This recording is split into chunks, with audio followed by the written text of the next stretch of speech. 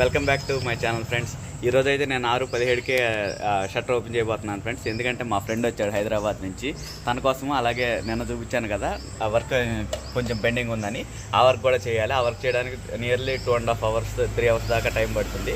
ఆ video full video నేను record చేస్తాను ఫ్రెండ్స్. రికార్డ్ చేసి మీకు ఫాస్ట్ ఫార్వర్డ్లో అయితే మీకు చూపిస్తాను.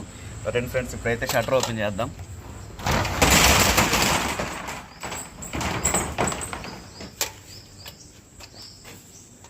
చూడండి, ఇదైతే పావుగంట స్లో ఫ్రెండ్స్.